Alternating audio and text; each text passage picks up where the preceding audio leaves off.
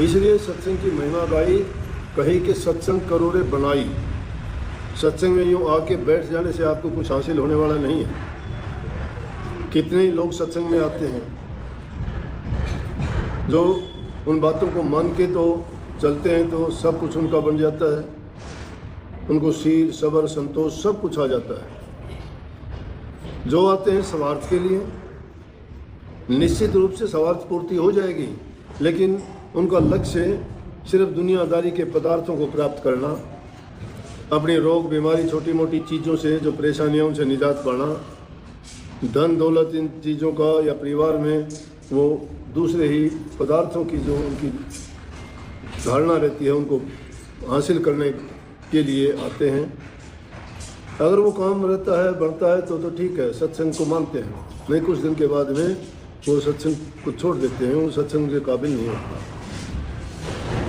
ऐसे लोग ही छोड़ते हैं जो लोग कुछ करते नहीं हैं। अगर सत्संग करते हैं, नाम का अभ्यास करते हैं, उनके मन की भावना बदल जाती है, उनके हृदय में नाम जब रच जाता है तो उसके बराबर तो कोई चीज़ ही नहीं है।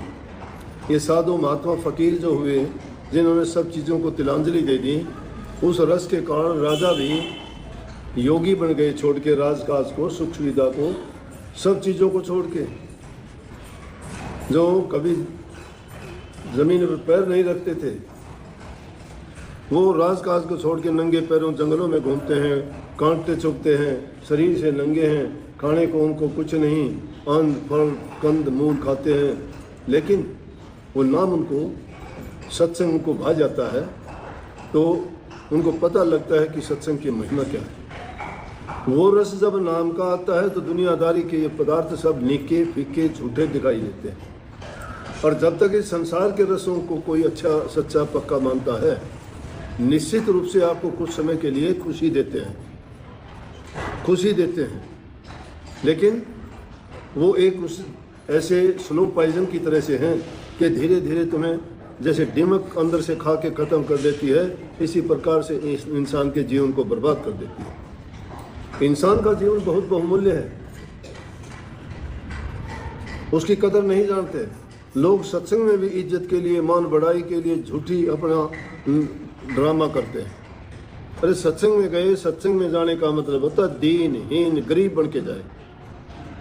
वहाँ तो आदमी भिक्षुक बन के जाए, भिखारी बन के जाए। वहाँ अभिमान की कदर नहीं है। जो दीनहीन नहीं होगा वो क्या लेके आएगा? मंगता और भिक्षुक बन के जाएगा और झोली भर के लेके आएगा। तो संतों के पास जब जाते हो तो अपनी सब अहंकार को, मैंपना जो है अपने, उसको दूर रख के जाए। संतों के सत्संग में नहीं देखते, ये खूबी है। यहाँ गरीब से गरीब आदमी भी, छोटे से छोटा काम करने वाला भी, बड़े से बड़े ऊंचे पद वाला भी, बड़े से बड़े धन दौलत का मालिक भी इसी एक ही जगह पर बैठे हुए हैं, एक ही जगह पर भोजन करेंगे, सब मिल बैठ के बात चर्चा करेंगे, घर बार की नहीं, नाम की, सत्संग की, प्रभु के गुणगान की, सुमन भजन की, ध्यान की। यहाँ कोई छोटा बड़ा, कोई जाति पाति नहीं, और एक दूसरे से इतने प्यार से मिलते हैं, इतना प्यार घरों में नहीं होता। अपने खुद के परिवार से एक माँ बाप की संतान, उनका भी इतना प्यार नहीं कि इतने शांति से बैठे हुए कोई आपको रोकने वाला, बैठाने वाला है क्या? सेल्फ डिसिप्लिन किसने बढ़ा दिया? ये सत्संग ने बढ़ा दिया। और जो सत्संग में आके बैठता है तो सत्संग में आके तीन चीज़ों को हमेशा खुले रखो। दृष्टि गुरु पे लगाए रखो, कर्ण खुले रहने चाहिए वचन को सुनने के लिए, और हृदय के दरवाजे खोल देने चाहिए कि उन वचनों को अंदर समा लेने के लिए। उनको सुन सुन के अपने अंदर में धर लो, यही सत्संग की खूबी है। सत्संग में आए या तो बैठते ही वासी तोड़नी शुरू कर दी, उस इंसान की सत्संग में रुचि नहीं है। जिसको तड़फ है उसको वासी आएगी या किसी की याद आएगी या किसी दृष्टि दूसरी ओर जाएगी? नहीं जाएगी। किस लिए आए हम, जिस मकसद के लिए आए हैं, उनकी दृष्टि उसी चीज़ पे रहेगी। उनको नहीं देखना किस चीज़ की आवाज़ है, कौन बोलता है, क्या होता है, नहीं। यहाँ मैं सत्संग करता रहूँ और आपकी नज़र ये रहे, ये रहे, ये रहे, ये नुगरापन है। निगुरा बिना गुरु का, जिसकी सत्संग में रुचि नहीं है। और उसके लिए ये कहा, जय नुगरा सत्संग में आवे, कड़वे कड़वे त्योर लिखावे, कड़वे कड़वे त्योर लिखा हुआ। और क्या है, वो रहे लड़ने त्यार, नुगरा ना मिलियो पापी मिलो हजार। नुगरा अगर सत्संग में जावा तो भी कड़वा कड़वा देखा, मन नहीं टिकता उसका। मन जिसका ठहर जाता है, जिसको जिस चीज़ की तरफ तलाश है वो चीज़ मिल गई, तो फिर वो दूसरी चीज़ को देखेगा क्या? नहीं देखेगा। इसलिए दरस करो गुरु आंखन से, वचन सुनो श्रवण से। दरस आंखों से करो, वचन कानों से सुनो। कहिए गुरु ध्यान धरो तुम मन में, गुरु नाम सुमर चिन चिन में। गुरु ही गुरु गाओ भाई, गुरु फिर होए सहाय। जितने पद ऊंचे नीचे, बिन गुरु कोई नहीं पहुंचे। क्योंकि गुरु के बिना उन पदों को ना पहुंच सकते हो। उनको दर्शाने वाले, उनको बताने वाले, उन तक पहुंचाने वाले और इस मन को रास्ते पे लाने वाले सतगुरु हैं। सतगुरु वो है जिन्होंने खुद सत्य की तलाश कर ली। जो सत्य को जाना ही नहीं, ना सेवा, ना बंदगी, ना भजन, ना सुमन, ना ध्यान। सेव बंदगी भजन जिसने नहीं जाना, अपने आप को सत्संगी मत मानो। ये राजे महाराजाओं का दरबार नहीं, हम सब मांगते हैं, भिखारी हैं उस दर के, नाम के भिखारी हैं। दाता तो एक ही है, परमात्मा, वो सबको देता है। उससे मांगो, पुकार करोगे वो किसी को खाली नहीं जाने देता। लेकिन हम तो क्या करते हैं, हम ही सर्वे सर्वा बन जाते हैं। हमारी बुद्धि हमको भरमा देती है। बुद्धि पर कब्जा माया का है, मन पर काल का है। मन और माया दोनों लूटते हैं इंसान को, कभी किसी चक्कर में, कभी किसी चक्कर में, कभी लालच में, कभी लोभ में, कभी अभिमान में, कभी लड़ाई झगड़े में, कभी ईर्ष्या में, कभी द्वेष में। क्या करते हैं, ये वो चीज़ है, ये दुश्मन ऐसे हैं जो हमारे अंदर में रहते हैं, बाहर नहीं। बाहर के दुश्मन नहीं है, ये अंदर के दुश्मन है जो हमें खोखला कर देते हैं। तो जो इंसान अंदर में जैसा होगा बाहर प्रकट हो जाएगा। उसके क्रियाकलाप अपने आप बता देंगे, दर्शा देंगे। सत्संगियों को प्रेमी कहते हैं। जो सत्संग में जाता है वो प्रेम सीख जाता है, प्रेम करता है, गले लगाता है वो सबको। गले लगाने का मतलब ये नहीं कि उसको पकड़ के और अपने दोनों बाजुओं में जकड़ ले। गले लगाने का दिल से लगाने का मतलब है। दिल को दिल से जब मिलता है, दोनों के ख्यालात मिल जाएंगे। ख्यालात तो ख्याली के मिलेंगे। ज्ञानी से ज्ञानी मिले, करे ज्ञान की बात, और मूर्ख से मूर्ख मिले, कर गुस्सा कहलात। संसारी लोगों के पास जाओगे तो उल्टी सीधी बात सुनेंगे। वो तो अगर सही रास्ते चलते हो तो तुम्हें ताने मारेंगे। जगत भगत का बैर है, जो केड़ा बड़बेर वो हाला वो चीर दे, साहिब करे नमेट। जगत और भगत की ऐसी दुश्मनी होती है जैसे केले के पास में बेरी का पेड़ हो। हवा लगते ही केले के पत्ते हिलेंगे, बेरी के कांटे चीर देंगे उसको। सत्संगी लोग, नाम के जपैया जो है, जपने वाले, प्रभु के प्रेमी, जब कोई भी काम करेंगे, बात करेंगे, दुनियादारी उनकी खिल्ली और मजाक उड़ाएंगे।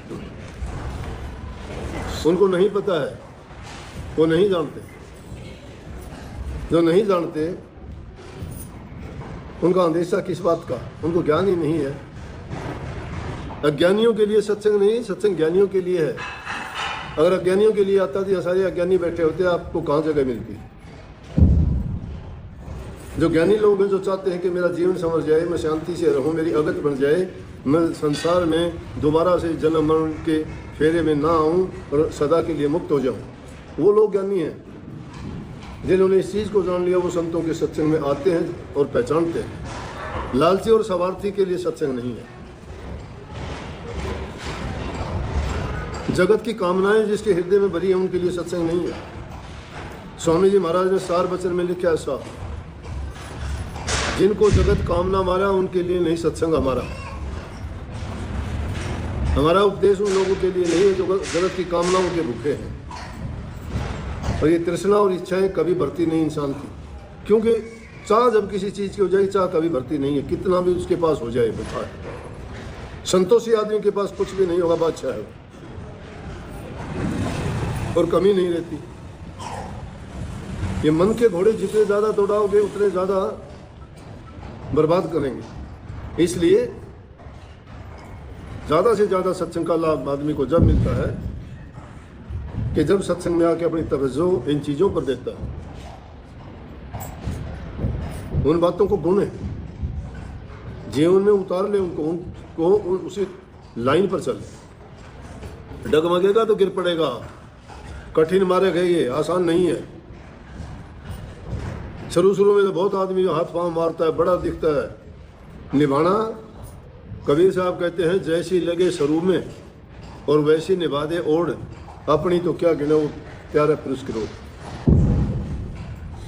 अपनी बात नहीं है। अगर जैसा शुरू में उसको बैराग लगता है, शुरू में जितना उसको सत्संग नाम अच्छा लगता है, शुरू में जितना उसकी भावनाएं इस सत्संग की ओर और नाम की ओर लगती हैं, वैसी अगर वो जिंदगी भर निभा दे, उसका मुकाबला नहीं है, उसका खुद का उद्धार नहीं, वो तो लाखों जीवों को त्यागने वाला बन जाता है, लाखों जीवों को त्यागने वाला बन जाता है।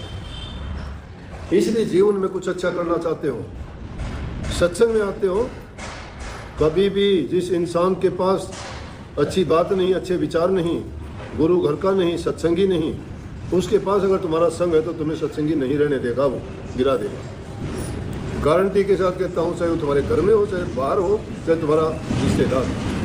संत हमारी आत्मा और हम संतन की दे, रोम रोम में रम रहे जो बादल में।